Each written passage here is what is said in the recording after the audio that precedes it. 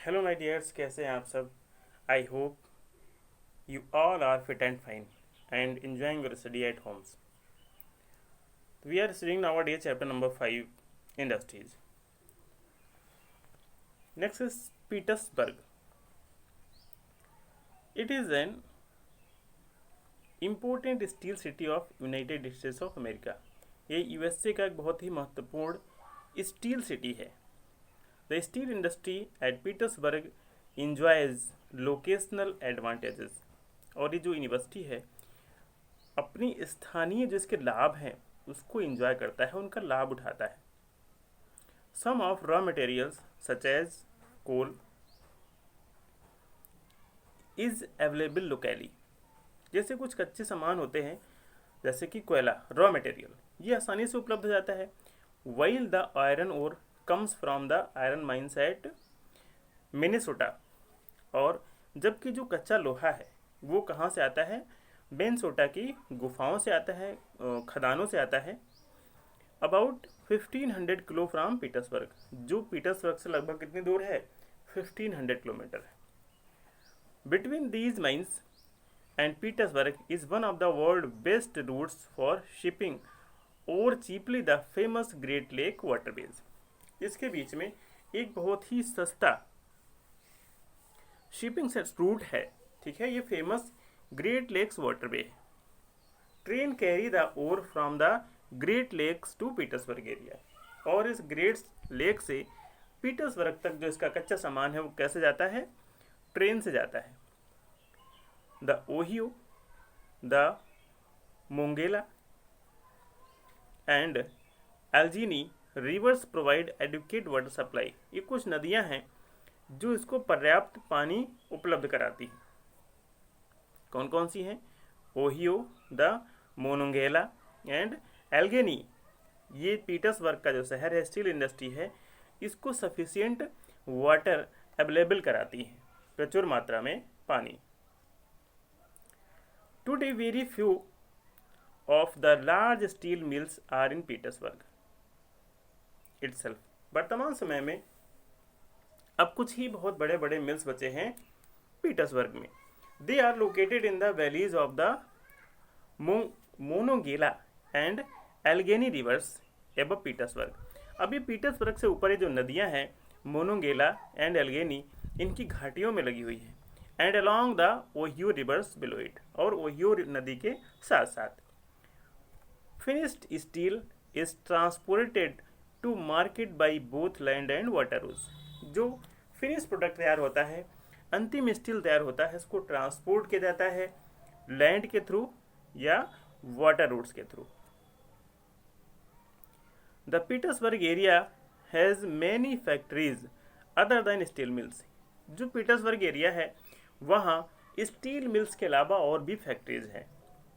These use steel as their raw material to make many different products such as rail road equipment, heavy machinery and rails. और ये जो factories हैं ये steel को as a raw material use करती हैं और उससे क्या क्या बनाती हैं?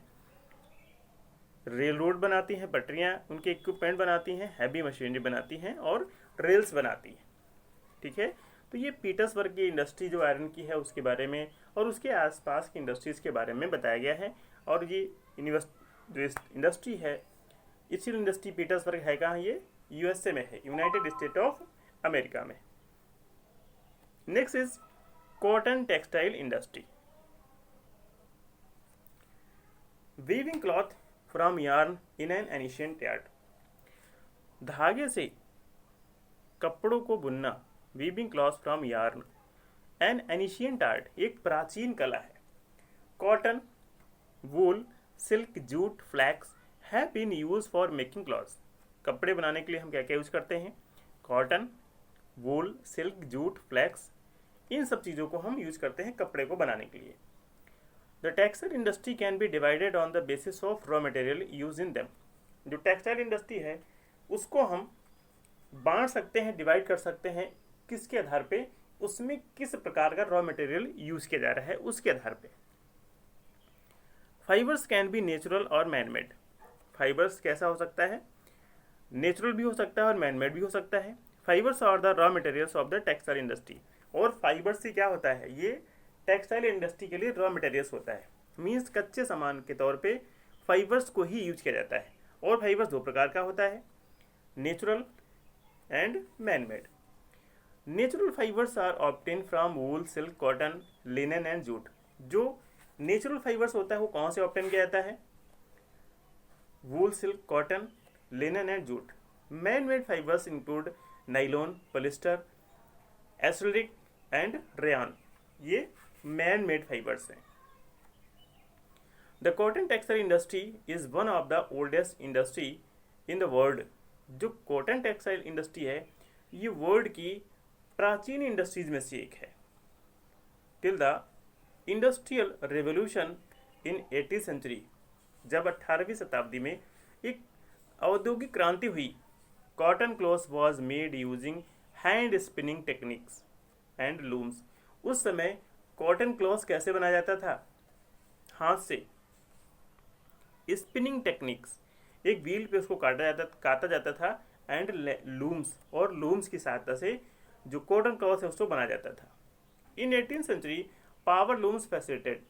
18वीं शताब्दी में जब औद्योगिक क्रांति हुई तो पावर लूम्स को बनाया गया, जनरेट किया गया of cotton textile industry, first in the great Britain and later in other parts of the world. सबसे पहले जो पावर लूम है उनकी स्थापना ग्रेट ब्रिटेन में की गई, उसके बाद दूसरे वर्ल्ड के देशों में की गई। Today India, China, Japan and USA are the important producer of cotton textile. वर्तमान समय में भारत, चाइना, जापान, यूएसए ये इम्पोर्टेंट प्रोड्यूसर हैं कॉटन टेक्सटाइल के।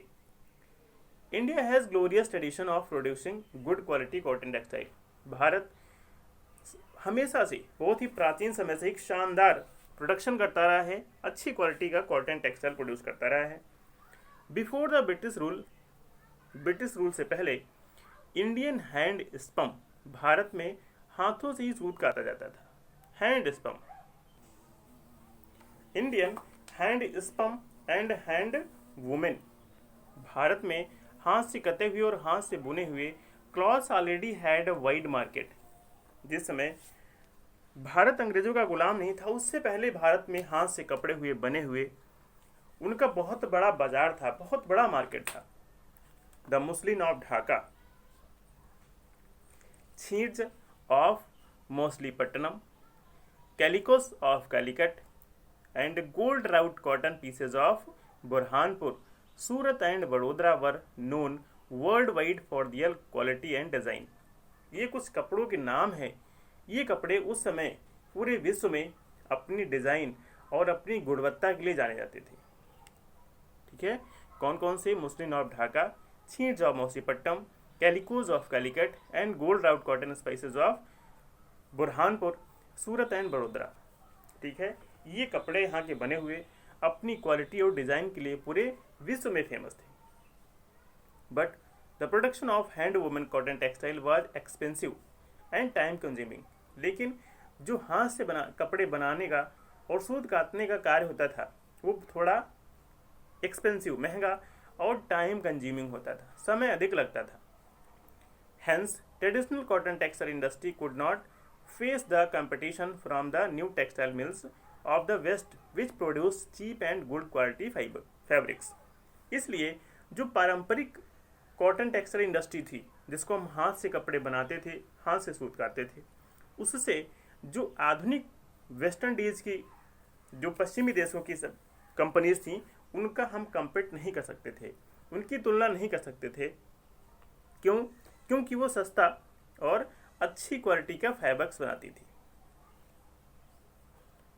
The first successful modern textile mill was established in Mumbai. सबसे पहली सफल टेक्सटाइल मिल की स्थापना मुंबई में की गई इन 1854 में। सबसे पहली जो कपड़ा मिल लगी मुंबई में वो 1854 में लगी। द वार्म मॉइस्ट क्लाइमेट, यहाँ का गर्म और moist climate, port for importing machinery, availability of raw material and skilled labor resulted in rapid expansion of the industry in the region। और इस क्षेत्र में क्लाइमेट के कारण और यहाँ पे पोर्ट उपलब्ध है जिससे जो मशीनरी है उसको इंपोर्ट किया जा सके, रॉ मटेरियल आसानी से उपलब्ध हो जाता है और कुशल लेबर मिल जाते हैं। इसके कारण इस क्षेत्र में इंडस्ट्री बहुत तीव्र विकसित हुई। Initially this industry flourished in the states of Maharashtra and Gujarat. शुरुआत में इंडस्ट्रीज ये कहाँ फ्लरिश हुई? महाराष्ट्र और गुजरात में, ऑफ फेवरेबल ह्यूमिड क्लाइमेट, क्योंकि यहाँ का जो क्लाइमेट था वो इनके फेवर में था। But today humidity can be created artificially, लेकिन वर्तमान समय में जो ह्यूमिडिटी है उसको कृत्रिम रूप से भी बना लिया जाता है, artificially created. And raw cotton is a pure and not weight losing raw material, so this industry has spread to the other parts. इसलिए जो रॉ मटेरियल होता है उसमें अधिक भार भी नहीं होता है और ये शुद्ध होता है, इसलिए अब इंडस्ट्रीज को कहीं भी किसी भी पार्ट में इस्टेब्लिश किया जा सकता था। इसीलिए different parts of India, Coimbatore, Kanpur, Chennai, Ahmedabad, Mumbai, Kolkata, Ludhiana, Pondicherry and Panipat are some of other important centres. इसलिए बाद में दूसरे इंडस्ट्रीज जो टेक्सटाइल इंडस्ट्रीज हैं उनकी स्थापना हो गई।